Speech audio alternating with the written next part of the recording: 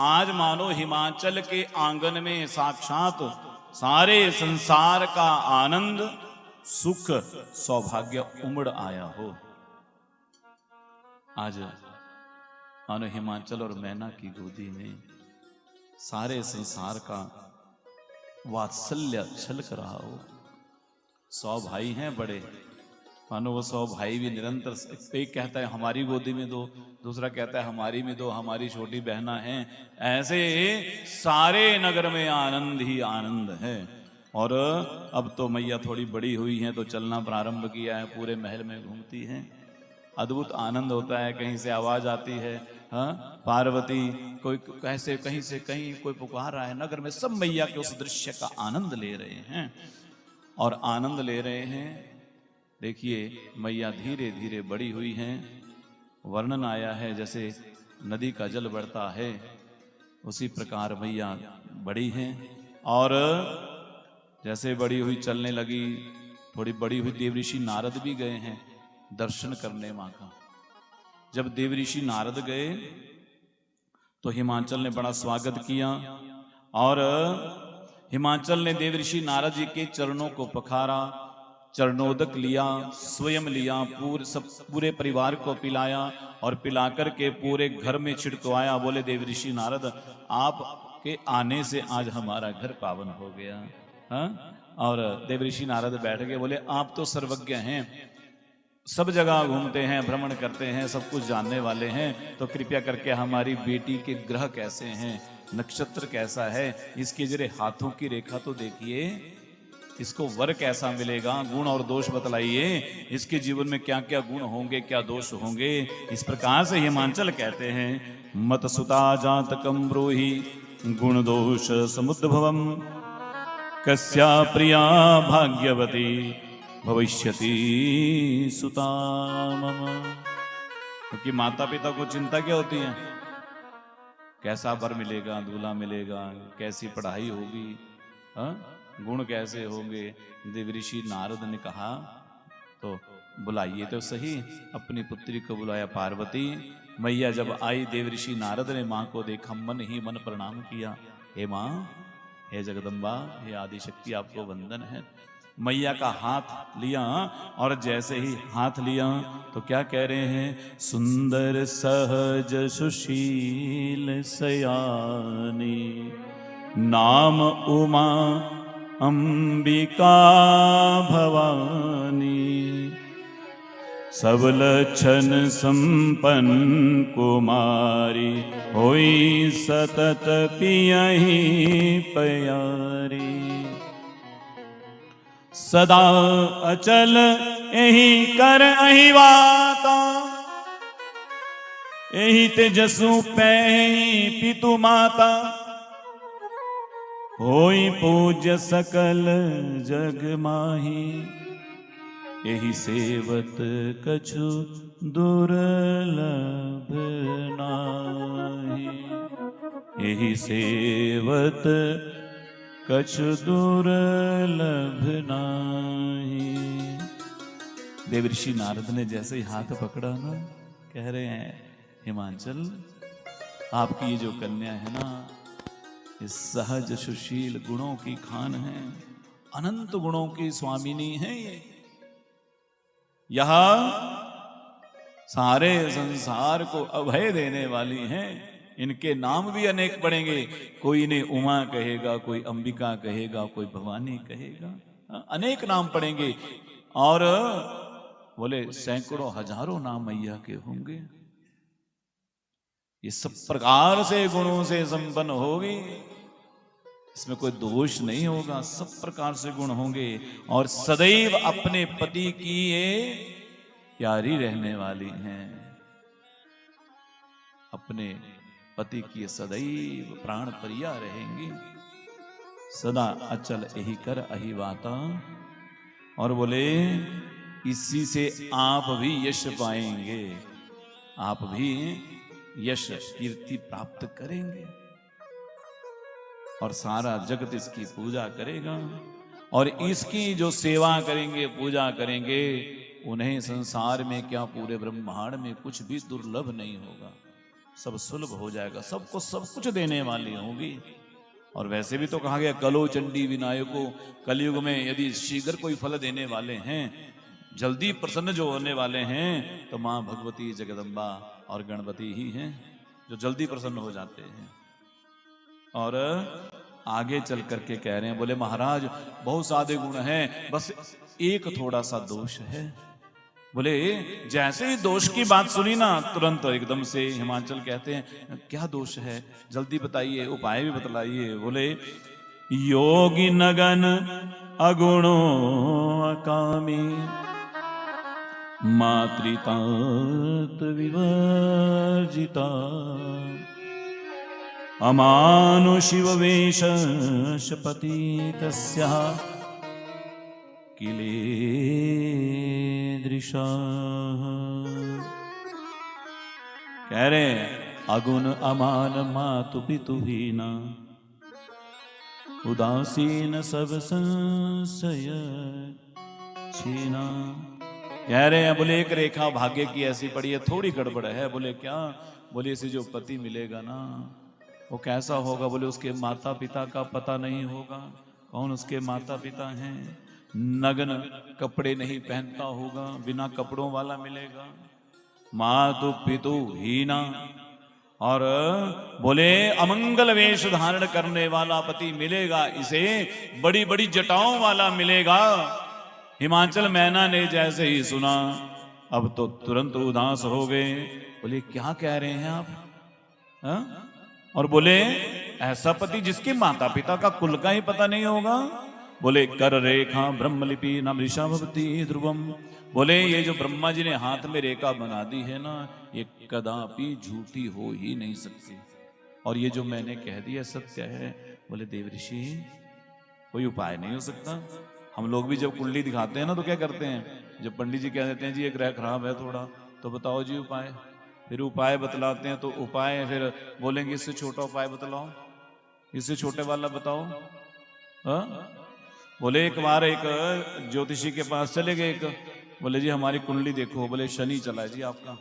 बोले फिर क्या? बोले जितना आपका वजन है ना, उतना तुला दान करो। किस चीज का? बोले माह, तिल और तेल, यही 3 चीजें डालनी है। बोले जी इससे कम नहीं हो सकता? बोले तो इससे कम कोई बात नहीं, तो ऐसा करना आपने थोड़ी गेहूं डाल लेना, थोड़े माह डाल लेना, थोड़े तिल, थोड़ा तेल। हाँ? बोले इससे कम भी नहीं हो सकता? बोले थोड़े चावल डाल लेना।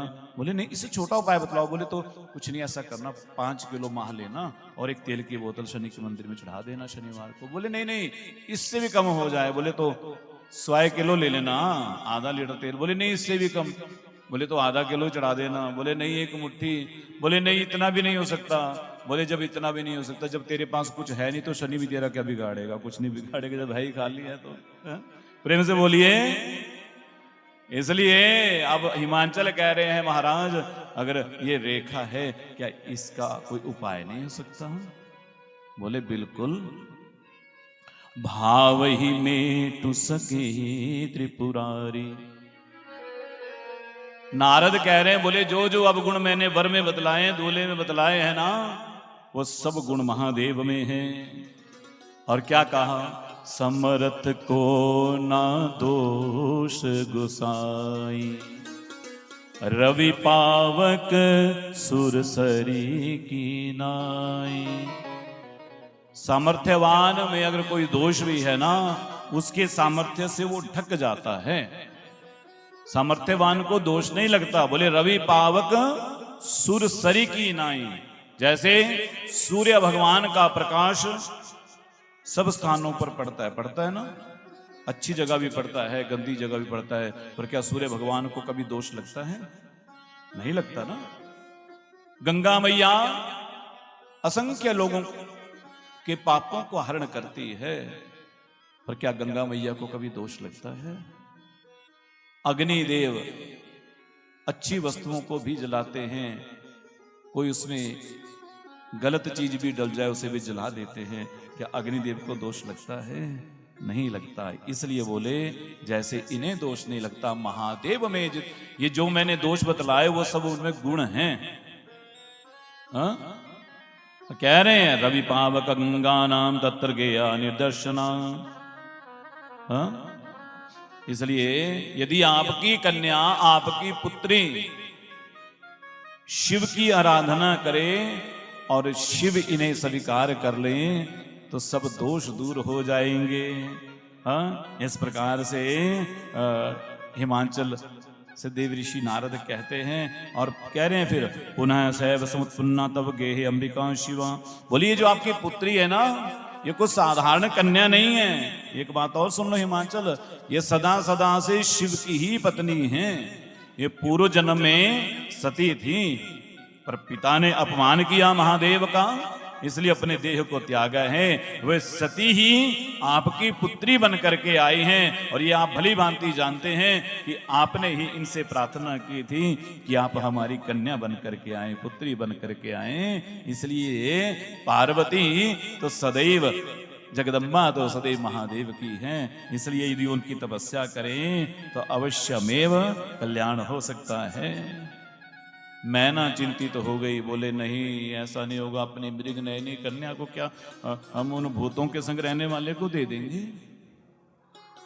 हाँ, मैं तो अपनी कन्या का विवाह सुंदर राजकुमार से करूंगी। हिमाचल देवऋषि नारद वहां से विदा लेते हैं। दोनों माता पिता चिंतित हैं, क्या होगा हमारी पुत्री को। इधर हिमाचल बार बार देव ऋषि की नारद की बातें सुन करके चिंतित होते हैं, याद आती हैं बातें बार बार की, क्या कहा था उन्होंने। और उधर पार्वती मैया मन ही मन प्रसन्न होती हैं कि मुझे मेरे महादेव मिलने वाले हैं, पर मिले तो मिले कैसे। तो आज प्रातः काल ही मैया जग करके अपनी माँ के पास गई है, मैना के पास। बोले मैया जानती हो आज रात को मैंने सपना देखा। बोले क्या सपना देखा? बोले एक ब्राह्मण मेरे सपने में आए थे, उन्होंने कहा कि तुम्हारे पति सदा शिव ही हैं, शिव ही रहने वाले हैं, उनकी तपस्या करो। मैया क्या मैं तपस्या करने जाऊं? माँ ने रोक दिया। बोले नहीं नहीं, तू छोटी सी कन्या कहाँ जाएगी तपस्या करने? नहीं नहीं, तू यही रहे। वही चर्चा मैना ने हिमाचल से की। बोले यही तो देव ऋषि नारद भी कह करके गई थी, तुम सब जानती हो। इसलिए मुझे तो लगता है पार्वती का विवाह शिव से ही होना है, देवी चिंता मत करिए। इस प्रकार से कहा। और देखिए अब जब से सती मैया ने देह त्यागा है ना, तब से भगवान विराग में हैं, निरंतर भगवान का भजन करते हैं, ध्यानस्थ रहते हैं। कैलाश पर्वत में समाधि में बैठे थे। एक दिन पसीने की बूंदें टपकी, उन पसीने की बूंदों से एक बालक ने जन्म ले लिया। पृथ्वी स्त्री के रूप में आई, उस बालक को गोदी में ले लिया, अपना दूध पिलाने लगी। महादेव ने देखा, बोले देवी आसी ये तुम्हारा ही पुत्र है, तुम ही से रखो और इसका नाम होगा भौम। इसी भौम ने जाकर के काशी में बड़ी भारी तपस्या की है, मंगल ग्रह जिसे कहते हैं ना। बोले जब तपस्या की महादेव ने उसे आशीर्वाद दिया, बोले आज से तुम भी नवग्रहों में हो। ये महादेव की कृपा से। और आज विज्ञान भी कहता है, साइंस भी कह रही है कि मंगल की मिट्टी और धरती की मिट्टी एक जैसी है। समझ गए? ये पुराणों में केवल कपोल कल्पित कथाएं नहीं है, कहीं कहते ना ऐसे कथाएं। ये सारा विज्ञान है, रहस्य है, केवल हम समझ नहीं पाते। आज वैज्ञानिक सिद्ध कर रहे हैं कि जो धरती से ही टुकड़ा टूटा है वही भौम मंगल है, और यही शिव पुराण में कहा गया। यही कथा कह रही कि धरती का ही पुत्र है, कथा के माध्यम से। और इस प्रकार से काशी में जब तप किया तो भगवान शिव के आशीर्वाद से ही यह भौम बना है। और इसके पश्चात आगे चल करके भगवान शिव को लगा, बोले हम किसी दूसरे स्थान पर तप साधना करनी चाहिए। भगवान शिव तप साधना करने के लिए गंगा अवतरण, जहां से गंगा मैया निकलती हैं, वहां हिमालय में आ गए। अपने कुछ प्रधान गणों के संग आए। वहां पर जैसे ही पहुंचे, महादेव हिमाचल को पता चला, तुरंत स्वागत करने पहुंच गए। बोले आज मेरा जन्म, मेरा जीवन धन्य हो गया महादेव। मानो आज मेरी जन्म जन्मांतर की तपस्या सफल हो गई, आप मेरे राज्य में पधारे हैं। महादेव का स्वागत किया। महादेव आप मेरे लिए सेवा बतलाइए, मैं आपकी क्या सेवा कर सकता हूं? भोले बाबा कहते हैं हिमाचल बस एक सेवा करनी है। क्या? बोले इस स्थान पर आप ये व्यवस्था बनाइए कि यहाँ कोई आए ना। हमारे ध्यान में समाधि में कोई विघ्न पैदा ना करे, ऐसी व्यवस्था करिए। स्थान पे किसी को आना का आदेश नहीं, कोई नहीं आ सके यहाँ, ऐसा व्यवस्था करके जाइए आप। महादेव ने जब कहा तो पार्वती मैया भी संग गई थी ना, गई थी तो वापिस आई। पिता ने कहा कोई नहीं जाएगा, पार्वती ने कहा हमें तो जाना है। बोले उन्होंने कहा है बिल्कुल नहीं। बोले एक बार पिताजी आप पूछिए तो सही। पुनः हिमाचल पहुंचे, महादेव के पास पार्वती मैया संग में आई हैं और बोले महादेव बाकी तो कोई नहीं आएगा, पर पार्वती की बड़ी इच्छा है तुम्हारी सेवा करने की। बोले बिल्कुल नहीं, तप साधना में यदि कोई सबसे बड़ा विघ्न है वो स्त्री है, बोले नारी है, इसलिए नारी को दूर से ही सेवा करनी चाहिए, यहाँ नहीं आना। और खासकर पार्वती तो युवा है, बोले युवा स्त्री को तप साधना करने वाले साधु पुरुषों से दूर रहना चाहिए, इस प्रकार कहा। और बोले हम तो प्रकृति से परे हैं, ये तो प्रकृति में आबद्ध बधी हुई नारी है। अब इस प्रकार कहा। पार्वती मैया ने कहा आप कह रहे हैं आप प्रकृति से परे हैं, मैं ही तो आपकी प्रकृति हूं, क्या आप मेरे से दूर रह सकते हैं? क्या यदि आप प्रकृति से परे हैं तो फिर आपको मेरे से भय किस बात का है? यदि आप मेरे से परे हैं तो भी आपको भय नहीं है, और यदि आप ये विचार कर रहे हैं कि प्रकृति के बिना आप रह सकते हैं तो क्या रह सकते हैं? और साथ में कह दिया, बोले आप शिव हैं, पर शिव में जो ई की मात्रा लगती है वो तो मैं ही हूं। यदि मैं ही नहीं रहूंगी तो शिव क्या बन जाएगा? क्या बनेगा? शव बन जाएगा ना। इसलिए बोले क्या प्रकृति के बिना पुरुष की कल्पना की जा सकती है? इन दोनों के बिना संसार सृष्टि चल ही नहीं सकती। और क्या आप मानते हैं कि मैं आपसे अलग हूं, या आप मुझसे अलग हैं? हम दोनों तो एक ही हैं। बेशक हम इस समय दो रूपों में विभक्त हुए हैं तो हम दोनों अर्धनारीश्वर ही हैं। बाया अंग तो मैं ही हूं आपका। जब महादेव से इस प्रकार से कहा, भोले बाबा ने कहा तो ठीक है देवी, आप सेवा करिए।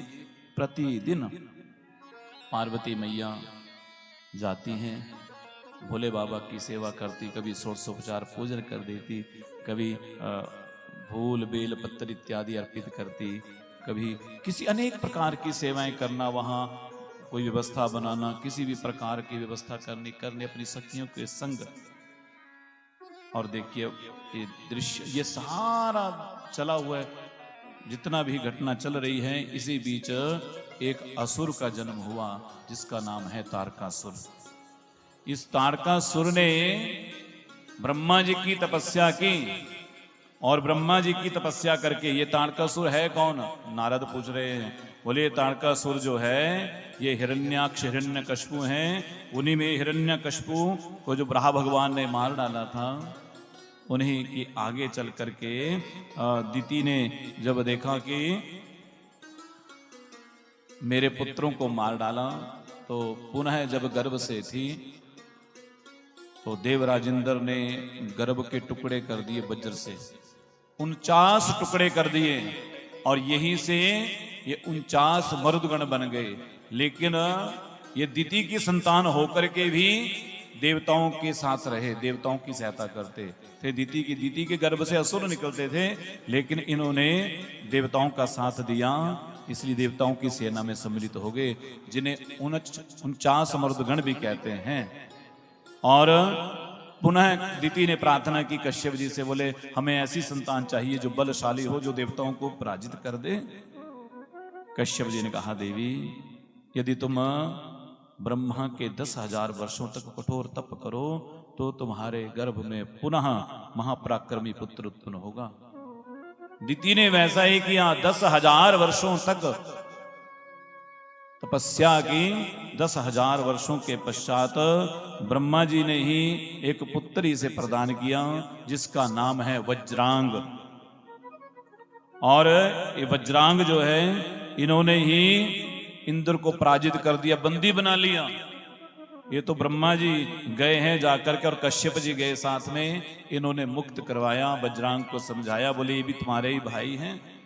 भाई से भाई का युद्ध ठीक नहीं होता। जब समझाया तो उसने युद्ध त्याग दिया। पर वज्रांग की जो पत्नी थी ना वारांगी, उसे बुरा लगा कि हमारे स्वामी स्वर्ग के मालिक थे, इनको पुनः पाताल भेज दिया, स्वर्ग की संपदा से वंचित कर दिया। अपने पति की बड़ी सेवा करती थी, बहुत सेवा करती थी, दिन रात, जब तक पति सो ना जाए तब तक सोना नहीं। यदि पति खड़े हैं तो ये भी खड़ी बैठती नहीं, निरंतर सेवा करती। वज्रांग बड़े प्रसन्न हो गए, बोले देवी इतनी सेवा कोई नहीं करता, तुम बड़ी सेवा करती हो, हमारे से कोई वरदान मांगो। बोले हमें वरदान देना चाहते हो? बोले हाँ। बोले तो मुझे ऐसा पुत्र दीजिए जो देवताओं को पराजित कर दे, देवताओं को हरा दे, ऐसा पुत्र चाहिए मुझे, जो पुनः स्वर्ग की संपदा हमें प्रदान करवा दे। जब इस प्रकार कहा, वज्रांग चाहते तो नहीं थे, पर पत्नी को कहा है ना वरदान मांगो, इसलिए इसी पत्नी ने एक पुत्र को जन्म दिया है, उसका नाम है तारकासुर। और ऐसे नहीं है जन्म लेते नहीं पराक्रमी हो गया या बलशाली हो गया। जानते हैं 100 वर्षों तक इसने एक पैर पर खड़े होकर के तपस्या की। 100 वर्षों तक एक पैर के अंगूठे पर खड़े होकर तपस्या की। 100 वर्ष तक जल में, 100 वर्ष में केवल वायु पीकर, जल पीकर, 100 वर्ष जल में खड़े रहकर तपस्या की। 100 वर्ष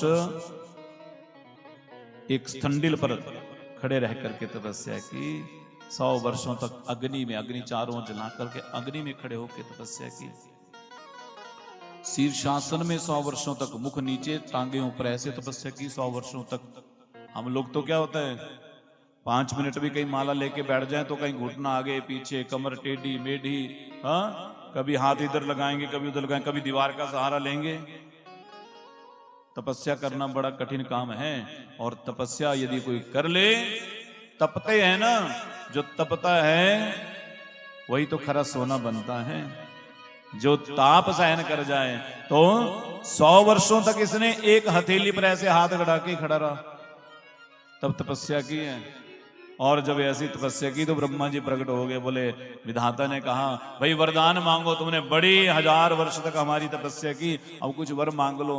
ब्रह्मा जी से कहा, बोले हम मरना नहीं चाहते,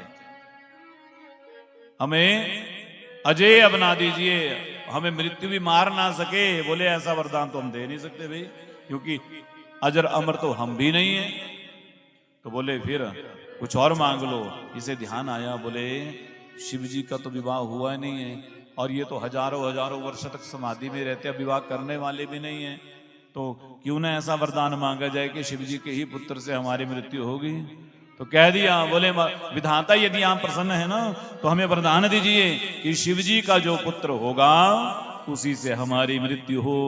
ब्रह्मा ने कहा तथास्तु, ऐसा ही होगा, पर जितना मर्जी बच लो, जाना तो पड़ेगा ही है?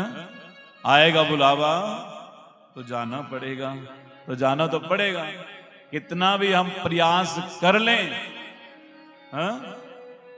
जगत में कोई ना परमानेंट, चाहे लगा लो तेल चमेली, चाहे लगा लो सेंट, जगत में कोई ना परमानेंट। बोले चाहे दिल्ली घूमो, मथुरा घूमो, चाहे घूमो अंबाला कैंट, जगत में कोई न परमानेंट। राष्ट्रपति हो, जनरल कर्नल या हो लेफ्टिनेंट, जगत में कोई न परमानेंट। परमानेंट कौन है? बोले भगवान का नाम ही है, और कोई नहीं है। जब कैसी भी दशा में रहो, बोले धोती पहनो या पैंट, पर जगत में कोई न परमानेंट, सबको जाना है। पर कितना भी प्रयास कर लीजिए छुपाने का, काल को सब पता है, मृत्यु को सब पता है, वो तो एक न एक दिन आनी ही है, सबकी आनी है ना। याद रखा करो प्रतिदिन कि हमें भी जाना है। सजन रे झूठ मत बोलो, पिया के घर भी जाना है। वहां हाथी है न घोड़ा है, हाँ तो पैदल ही जाना है। इसलिए नित्य प्रति। ये याद रखा करो कि हमें भी जाना है, रहने वाले नहीं है। तारकासुर जैसे असुर महाबलशाली जिन्होंने ब्रह्मा जी को प्रकट कर लिया, देवताओं को हरा दिया, देवताओं के सारे साम्राज्य को स्वर्ग के मालिक बन गए, त्रैलोक्य की संपदा का जो भोग कर रहे हैं, सारे देवता हाहाकार कर रहे हैं, दर दर मारे मारे भटक रहे हैं। अब कौन रक्षा करेगा? महादेव तो समाधि में बैठे हैं। कामदेव के पास गए, बोले हे कामदेव, आप ही को सहायता करिए। जब कामदेव जी से प्रार्थना की तो कामदेव कहते हैं ठीक है। बोले आप जाइए, किसी ना किसी प्रकार जाकर के महादेव की तपस्या को भंग करिए। कामदेव अपने 5 बाणों को लेकर के, अपनी पत्नी रति को संग लेकर के, जहां महादेव तपस्या में साधना में बैठे हैं, वहां पहुंच गए। राम से यदि कोई दूर करता है तो वो काम ही है। हाँ?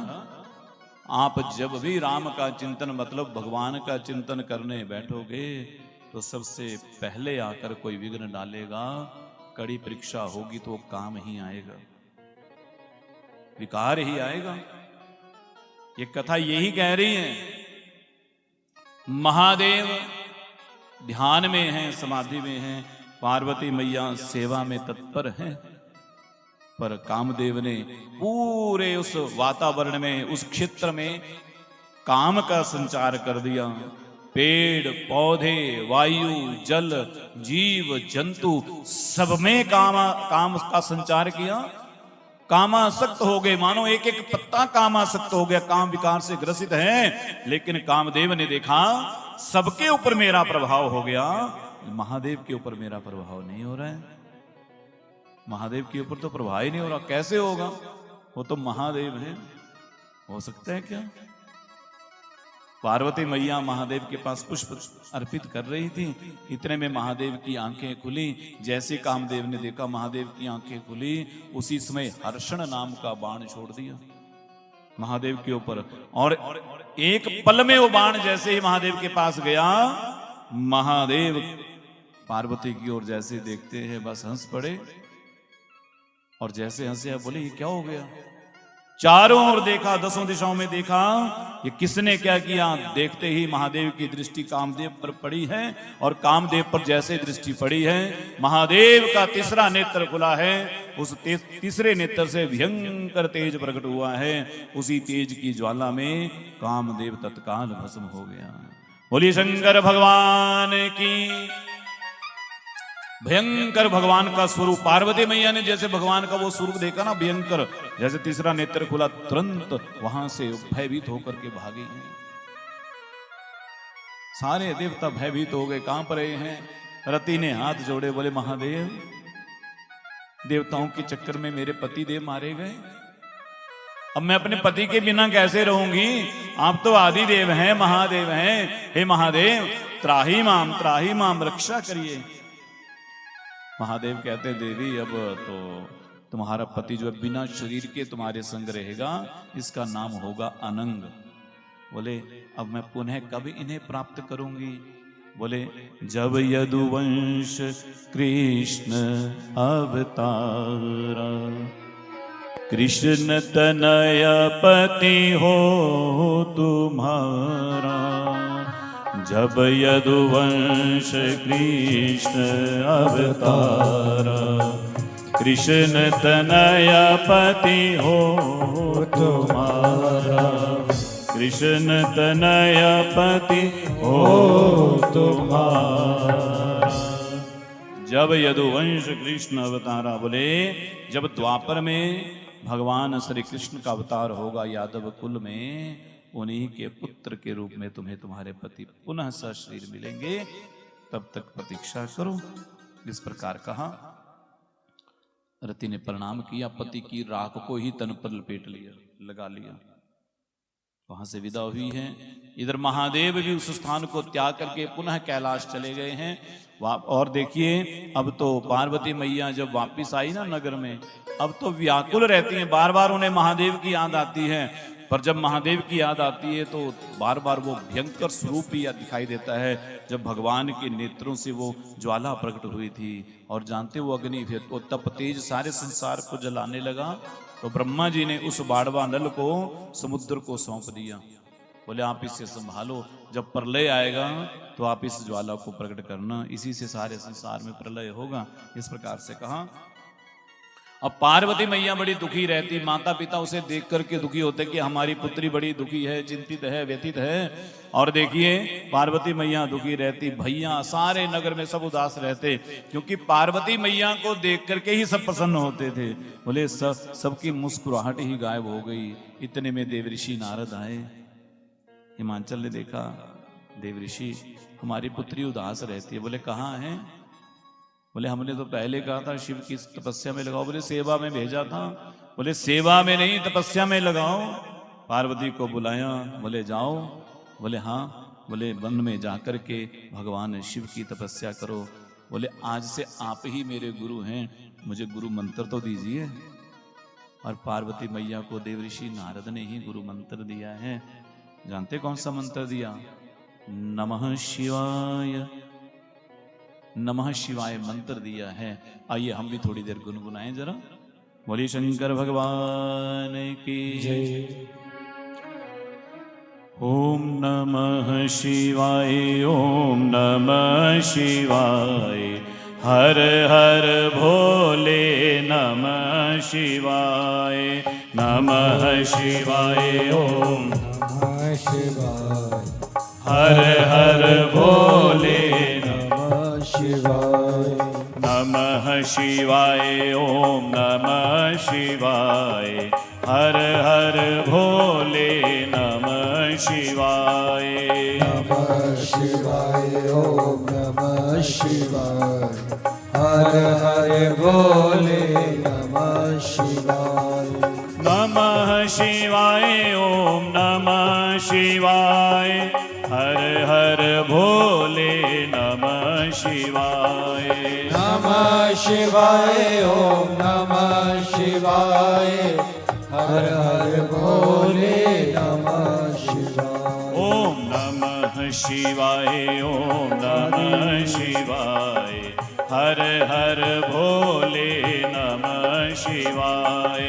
नमः शिवाय, ओम नमः शिवाय, हर हर भोले नमः शिवाय। गंगाधराय शिव गंगाधराय, हर हर भोले नमः शिवाय। गंगाधराय शिव गंगाधराय, हर हर भोले नमः शिवाय। ओम नमः शिवाय, ओम नमः शिवाय, हर हर भोले नमः शिवाय। नमः शिवाय, ओम नमः शिवाय, हर हर भोले नमः। काली सेवा हरि बोल।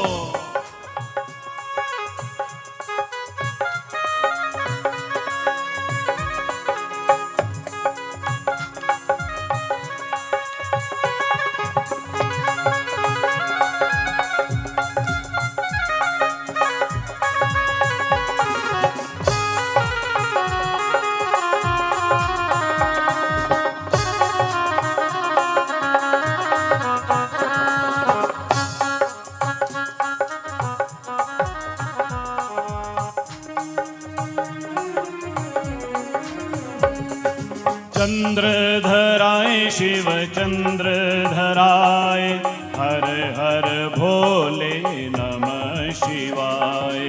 चंद्रधराय शिव चंद्रधराय, हर हर भोले नमः शिवाय।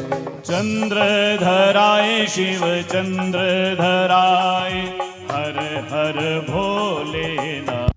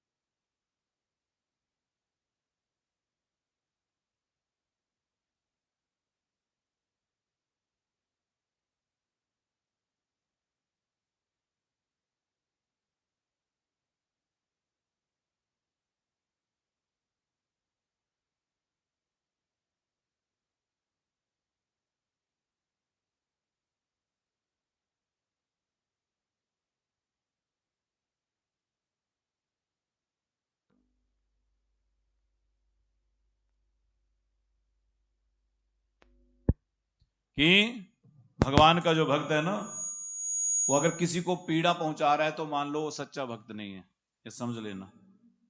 यदि हमारे द्वारा किसी को पीड़ा पहुंचाई जा रही है ना, तो हम सच्चे भक्त नहीं हैं। मैं पहले भी कह रहा था, क्योंकि भगवान कहते हैं कि प्रेम का भूखा हूं मैं, प्रेम ही इकसार है, प्रेम से भजता मुझे भव से बेड़ा पार है।